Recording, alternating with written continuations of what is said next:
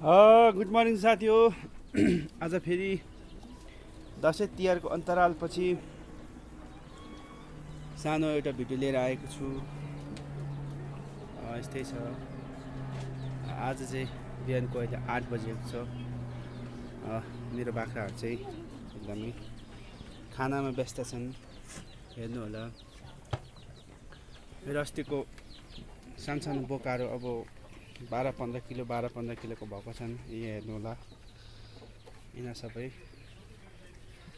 अनि आजभोलि चाहिँ घाँसको एकदमै सर्टेज छ। अब 2 महिनाको लागि चाहिँ हामी एकदमै यसरी पराल धेरै हाल्छौँ र घाँस अलिअलि मात्र हाल्छौँ होइन। यस्तो खालको खाना दिन्छौँ हामी। मेरो बाख्राहरू हेर्नु होला, मस्त खाइराखेका छन् होइन। अनि हामीले यो हिउँदको सिजनमा घाँसको एकदमै सर्टेज हुनाले हाम्रो बाख्राहरूलाई चाहिँ हामी धेरै मात्रामा पराल खुवाउँछौँ अहिले चाहिँ, र घाँसको चाहिँ कम मात्रा हुन्छ होइन। अनि यता पनि हाम्रो बाख्राहरू मस्त खाइरहेका छन्। अलमोस्ट मेरो बाख्राहरू चाहिँ अब ब्याउनेको तर्खरमा छन् सबैजना होइन।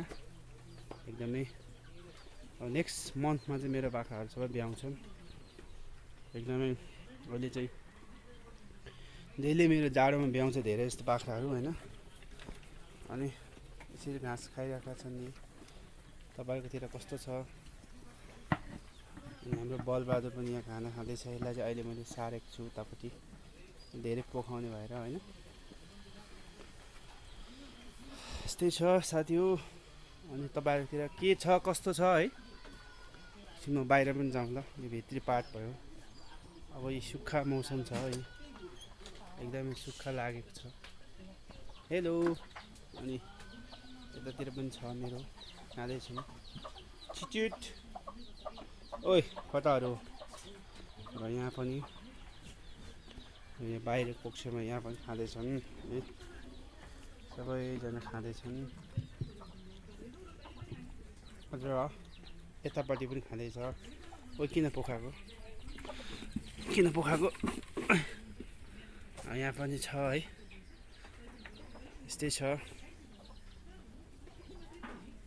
औ साथीहरूतिर के छ, कस्तो छ है? आजभोलि अलिकति बिजी भएको नाताले त्यति धेरै भिडियो पनि बनाउन पाइँदैन। ओ पाङ्गुर किन पोखाएको?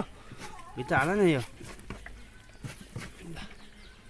यस्तो खान्छ है। है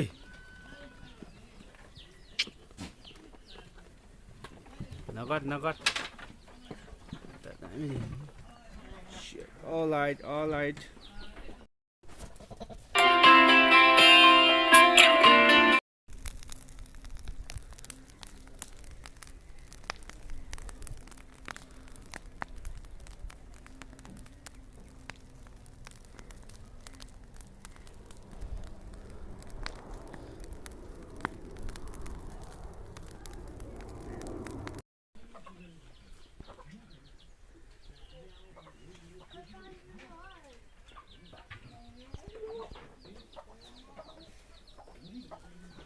आज भोलि